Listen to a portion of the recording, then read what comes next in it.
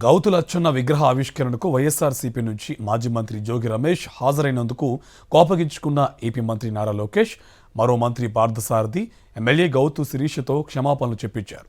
నూజివీడులో గౌతు లచ్చన్న విగ్రహ ఆవిష్కరణకు అన్ని పార్టీల నేతలతో నిర్వహించారు గౌడు సంఘం నేతలు. ఇందులో టీడీపీ నుంచి మంత్రి పార్థసారథి, గౌతు లచ్చన్న మనవరాలు ఎమ్మెల్యే గౌతు శిరీష పాల్గొన్నారు. అలాగే వైఎస్ఆర్సీపీ నుంచి మాజీ మంత్రి జోగి రమేష్ హాజరయ్యారు. ఇందుకు ఆగ్రహించిన మంత్రి లోకేష్ పార్థసారథి, శిరీషలతో క్షమాపణలు చెప్పించారు. అయితే వారితో క్షమాపణలు చెప్పించడంపై టీడీపీకి చెందిన బీసీ నేతలు మండిపడ్డారు. ఆ పార్టీ కార్యక్రమం పెట్టింది నేను కాదు, అది నా నియోజకవర్గం కాదు, నడిపింది నేను కాదు. గౌతు లచ్చన్న గారి మనవరాలిగా, కుటుంబ వారసురాలిగా విగ్రహ ఆవిష్కరణకి మాత్రమే వెళ్లాను. అక్కడ ఎవరెవరిని ఆహ్వాన సంఘం పిలిచారో నాకు ఎలా తెలుస్తుందండి?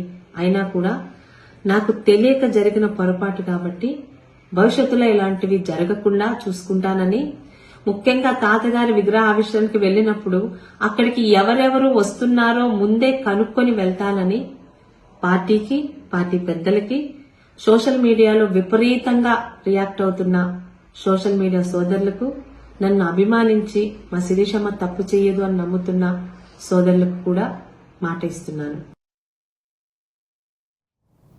నేను మాత్రం అది అనుకోకుండా జరిగిన సంఘటన అని చెప్పేసి మనవి చేస్తూ, తెలుగుదేశం పార్టీ కార్యకర్తలు ఎవరైతే నన్ను అభిమానించి హక్కును చేర్చుకున్నారో, నా విజయానికి కృషి చేశారో, వారి మనోభావాలు దెబ్బతిన్నట్లయితే ఈ సంఘటనకి నేను చింతిస్తూ వారికి సారీ కూడా తెలియజేస్తా ఉన్నాను.